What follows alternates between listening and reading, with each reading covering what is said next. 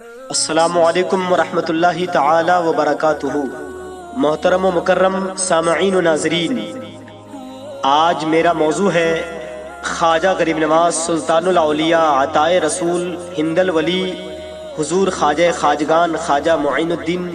حسن سنجری چشتی رضی اللہ تعالی عنہ کی ایک عظیم کرامت، یعنی ایک بہت بڑے فلسفی جس کو اپنے فلسفے پہ ناز تھا اور فلسفے کی روشنی میں کسی ولی کی کرامت کو تسلیم نہ کرتا تھا، اس نے خواجہ غریب نواز کی بارگاہ میں توبہ کی۔ آپ ویڈیو کو آخر تک سنیں تاکہ آپ کو پتہ چلے کہ خواجہ غریب نواز کی یہ کرامت کتنی عظیم ہے۔ نحمدہ ونصلی ونسلم علی رسولہ الکریم، اما بعد فاعوذ باللہ من الشیطان الرجیم، ان اللہ وملائکتہ یصلون علی النبی یا ایھا الذین آمنوا صلوا علیہ وسلموا تسلیما، اللہم صلی علی سیدنا مولانا محمد بارک وسلم، صلوا علیہ صلاۃ وسلام علیک یا رسول اللہ صلی اللہ تعالی علیہ وسلم۔ محترم حضرات، روایتوں میں آیا ہے کہ حضرت خواجہ معین الدین حسن چشتی رحمت اللہ تعالی علیہ جس جگہ مقیم تھے اور نماز میں مشغول تھے، اور آپ کا خادم کلنگ کا گوشت بھون رہا تھا، تو قریب ہی ایک مشہور فلسفی اور حکیم کی رہائش گاہ تھی جہاں اس کا قائم کردہ مدرسہ بھی تھا، یعنی اسی کے بازو میں ایک حکیم فلسفی بھی رہا کرتا تھا، اس کا مدرسہ تھا، اور اس مدرسے میں دور دراز سے طلبہ تعلیم حاصل کرنے آتے تھے، اور اس فلسفی کا نام ضیاء الدین تھا۔ جب آپ رحمت اللہ تعالی علیہ نماز میں مشغول ہوئے، خواجہ غریب نواز نماز پڑھ رہے تھے اور آپ کا خادم گوشت بھون رہا تھا، حکیم ضیاء الدین فلسفی وہاں سے گزرا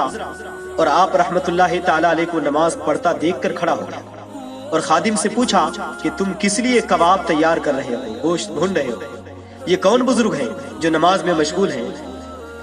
خادم نے ضیاء الدین فلسفی کی بات سنی تو کہا، یہ حضرت خواجہ معین الدین چشتی رحمت اللہ تعالی علیہ ہیں۔ ضیاء الدین فلسفی چونکہ فلسفیانہ دلائل کی روشنی میں اولیاء اللہ کی بزرگی اور کرامت کے قائل نہ تھے، یعنی کسی ولی کی کرامت کو وہ نہ مانتے تھے، اور اولیاء اللہ کا جب ذکر کرتے تو مضحکہ خیز انداز میں کیا کرتے تھے، یعنی مذاق کے انداز میں کرتے تھے، جس سے لوگوں پر برا اثر پڑتا تھا، لوگ ولی سے نفرت کرتے، متنفر ہو جاتے۔ حضرت خواجہ معین الدین چشتی رضی اللہ تعالی عنہ نے نماز سے فارغ ہو کر ضیاء الدین فلسفی پر ایک نظر ڈالی، ایک نگاہ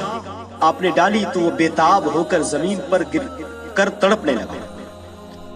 اور ان پر سکتہ کی حالت طاری ہوئی، ان کی آنکھیں کھلی رہ گئی۔ ضیاء الدین فلسفی کی آنکھیں تو کھلی تھی مگر ہوش و حواس غائب تھے، یعنی بے ہوش ہو چکا تھا، آنکھوں سے دیکھ رہا تھا سارا منظر لیکن بول نہیں سکتا تھا، کچھ کہہ نہیں سکتا تھا۔ آپ رحمت اللہ تعالی علیہ نے یہ حالت دیکھ کر ان کے سینے پر اپنا ہاتھ رکھا اور اپنا دستے شفقت پھیرا تو وہ ہوش میں آ گئے، اپنا ہاتھ جب پھیرا تو وہ ہوش میں آ گئے۔ ہوش میں آتے ہی ضیاء الدین فلسفی نے اپنا سر آپ رحمت اللہ تعالی علیہ کے قدموں پر رکھ دیا۔ حضرت خواجہ معین الدین چشتی نے ضیاء الدین فلسفی کی مزاج پرسی کی، خیریت دریافت کی، پوچھا تمہاری طبیعت کیسی ہے؟ اس دوران خادم نے کلنگ بھون کر آپ رحمت اللہ تعالی علیہ کی خدمت میں پیش کیا تو حضرت خواجہ غریب نواز نے بسم اللہ الرحمن الرحیم پڑھ کر ایک ٹانگ ضیاء الدین فلسفی کو عنایت فرمائی اور دوسری ٹانگ کا گوشت اتار کر آپ نے خود تناول فرمایا، اور جو باقی گوشت تھا وہ سارا گوشت آپ نے خادم کے حوالے کر دیا۔ ضیاء الدین فلسفی کے حلق سے گوشت کا پہلا لقمہ اترا تھا کہ حقیقت و معرفت کا آئینہ سامنے نظر آیا، یعنی اس کی دنیا بدل گئی، حالات بدل گئے، اور عقل اور فلسفہ کے سبب جو خیالات ان کے دماغ میں بھرے ہوئے تھے، برے خیالات، خیالات فاسدہ، وہ سب کے سب اس کے ذہن سے نکل گئے، اور گزشتہ جو بھی خیالات فاسدہ اس کے ذہن میں تھے سب پر وہ نادم ہوئے، یعنی شرمندہ ہوئے اور توبہ کی اور